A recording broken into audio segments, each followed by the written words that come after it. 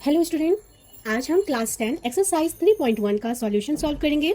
इसका first question क्या कर रहा है, from the pair of linear equation in the flowing problem and find their solution graphically.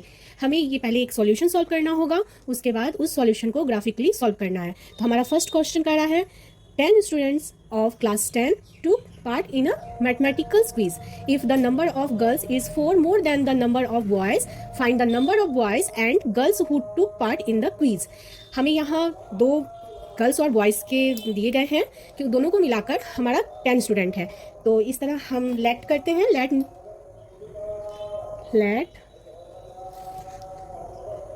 Number of girls let number of girls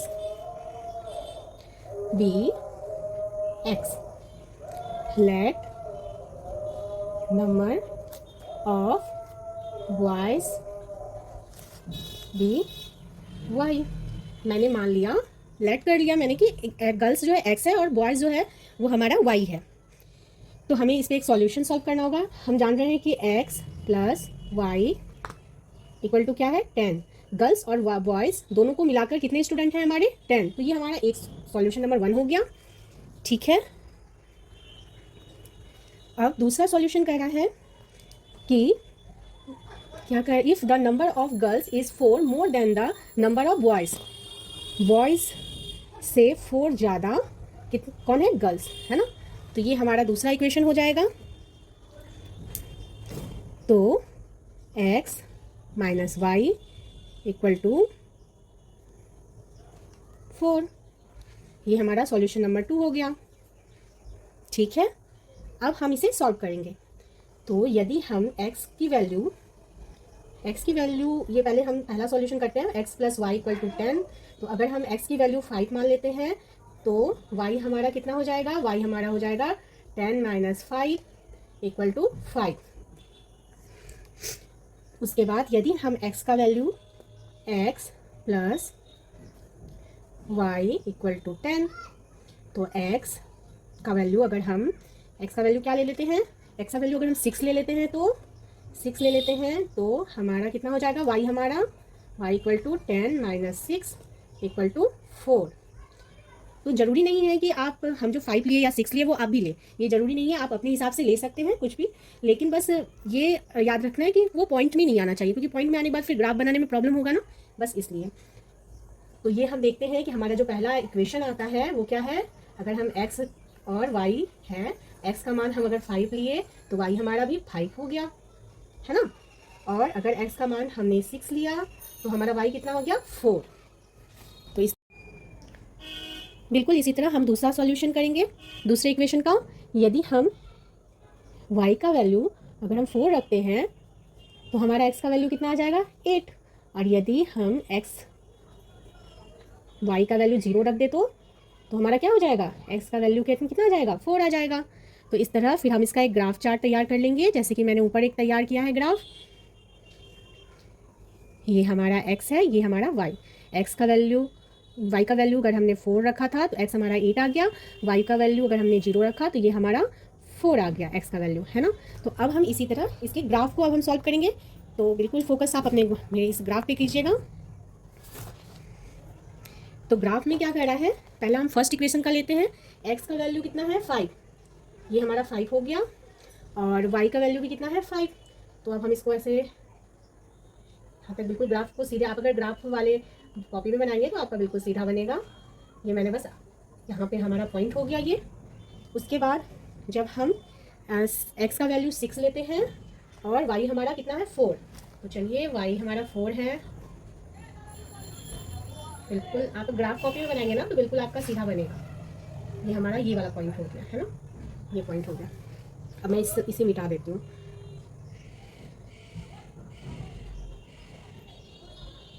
अब मैं यहाँ से इसको एक लाइन खींच देती हूँ। ठीक है, ये हमारा ग्राफ बन गया। दूसरा ग्राफ क्या होगा, दूसरा देखते हैं। दूसरी इक्वेशन का x का वैल्यू है 8 और y का वैल्यू कितना है, 4।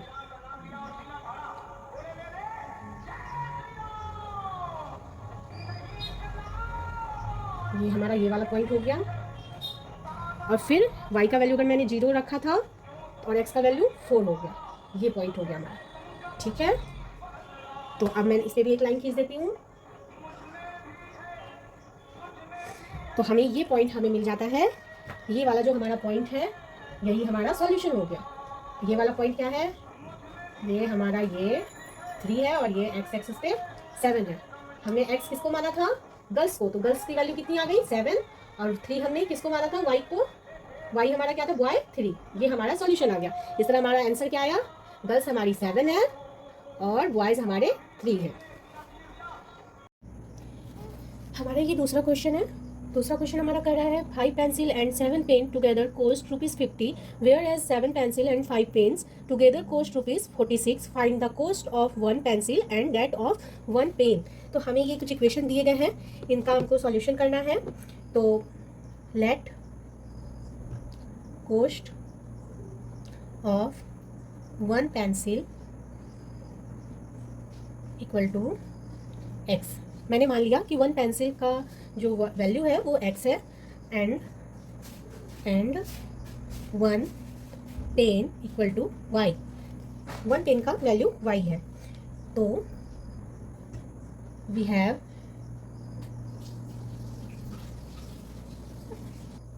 5x plus 7y equal to 50। यहाँ हमारा दिया हुआ है ना 5 pencil and 7 pen equal to 50, तो ये हमारा फर्स्ट इक्वेशन हो जाता है। ठीक है, और फिर सेकंड इक्वेशन हमारा हो गया 7x plus 5y equal to 46। ये हमारा सेकंड इक्वेशन हो गया। अब हमें इसे सॉल्यूट करना है। तो मान लिए कि 5x प्लस 7 के y के मान पे 0 अगर रख देते हैं तो हमारा क्या हो जाएगा, ये तो पूरा 0 हो जाएगा ना, 7 को 0 से मल्टीप्लाई करेंगे तो 0 हो जाएगा। तो 5x इक्वल टू 50, तो x इक्वल टू 10 हो जाएगा ना, ये 5 से कट जाएगा, ये 5 से कट जाएगा ये 10 बार में।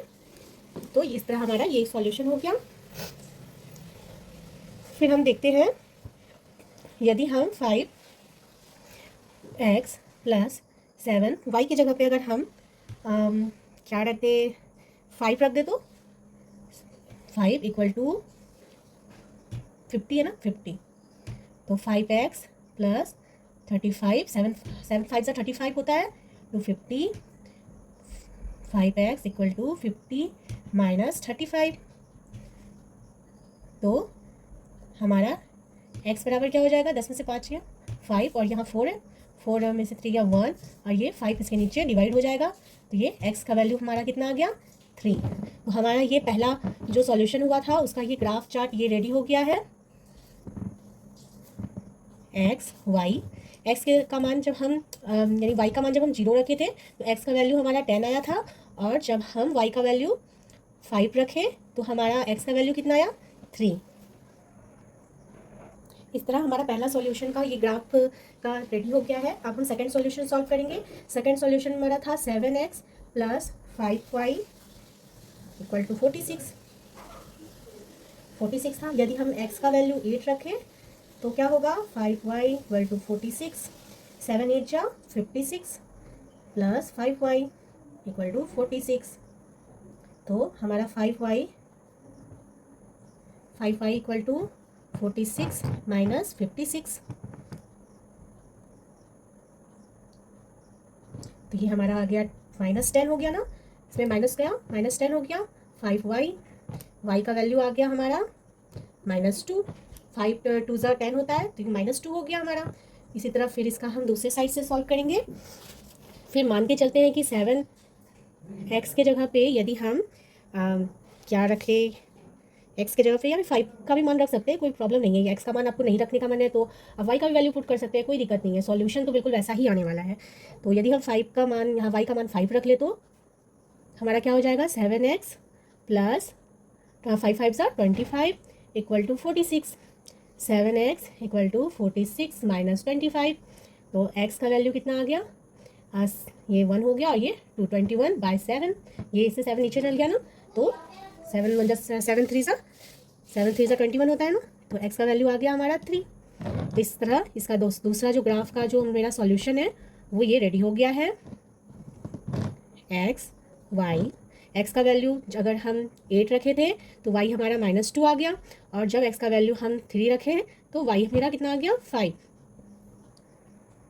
इस तरह हमारा ये दोनों ग्राफ का चार्ट रेडी हो गया है। ये हमारा वाई एक्सिस है और ये हमारा एक्स एक्सिस है। तो हम ये देखते हैं कि पहला एक्स हमारा कितना है 10, ये हमारा 10 है, और वाई का वैल्यू कितना है 0। जब मेरा एक्स का वैल्यू 10 होता है तो वाई का वैल्यू यहाँ 0 है, तो ये मेरा इसी एक्स पे बनेगा, ये हमारा पॉइंट हो गया। दूसरा एक्स का वैल्यू 3 है और वाई का वैल्यू कितना है 5, तो ये हमारा ये जो यहाँ पे पॉइंट है ये हमारा पॉइंट हो गया। अब हम इस पॉइंट को मिला देंगे, ठीक है। अब हम दूसरा ग्राफ देखते हैं। दूसरे ग्राफ में एक्स का वैल्यू 8 है, 8 हमारा यहाँ है, और वाई का वैल्यू कितना है -2, तो ये हमारा यहाँ पे हमारा एक ग्राफ रेडी, एक ये वाला पॉइंट बन गया। और फिर दूसरा क्या है 3 है, एक्स का वैल्यू 3 और वाई का वैल्यू 5, यानी यही वाला पॉइंट जो है हमारा ये बन गया। तो अब मैंने इसे यहाँ से ये इसे कट कर दिया, तो हमारा ये जो पॉइंट है यही हमारा आंसर हो गया। इसका मतलब एक्स का वैल्यू = 3 और वाई का वैल्यू कितना है 5। तो हमारा आंसर एक्स हम किसे माने थे, एक्स हम माने थे पेंसिल को, तो पेंसिल का वैल्यू हमारा 3 है, और वाई हम पेन को माने थे तो उसका वैल्यू हमारी 5 है। तो ये हमारा सॉल्यूशन आ गया है। तो यदि आपको अच्छा लगे तो प्लीज़ मेरे चैनल को लाइक एंड सब्सक्राइब जरूर कीजिएगा। Thank you.